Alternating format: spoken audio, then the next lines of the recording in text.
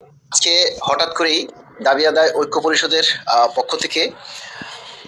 মাননীয় প্রধান উপদেষ্টার কার্যালয়ে ডাক পড়েছেন শীর্ষ নেতাদের যে এই পে স্কেল নিয়ে কিছু আলোচনার জন্য। সে আলোচনায় অংশগ্রহণ করার জন্যই দাবি আদায় ঐক্য পরিষদ, সরকারি গাড়ি চালক সমিতির কেন্দ্রীয় নেতৃবৃন্দ, আরও অন্যান্য যারা আছেন সবাই আসলে আমরা মাননীয় প্রধান উপদেষ্টার কার্যালয়ে আমরা উপস্থিত হয়েছি এবং সেখানে আমাদের যে নবম পে স্কেল বাস্তবায়ন নিয়ে আমাদের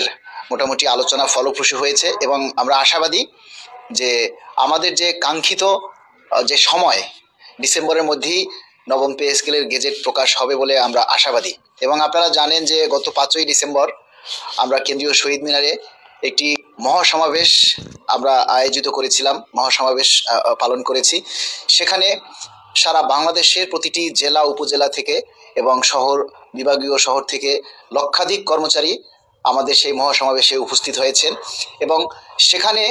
আমাদের যে মহাসমাবেশের যে উদ্দেশ্য সেটা হচ্ছে সরকারি কর্মচারীরা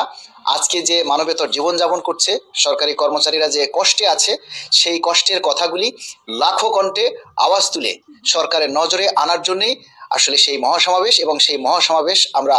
আমরা মনে করি আমাদের মহাসমাবেশ সফল হয়েছে এবং সেখান থেকে আমাদের যে দাবি দেওয়ার কথাগুলি, আপনারা জানেন যে বাংলাদেশের যত জাতীয় গণমাধ্যম রয়েছেন, টিভি পত্রিকা সবগুলো চ্যানেলেই আমাদের সেই দাবির কথাগুলি উঠে এসেছে। এই জন্য গণমাধ্যম যারা মিডিয়া কর্মী আছেন তাদেরকে আমরা আন্তরিক ধন্যবাদ জানাই। এবং সেখান থেকেও কিন্তু একটা কথাই বলা হয়েছে যে আমাদের যে আলটিমেটাম ডিসেম্বরের 15 তারিখ,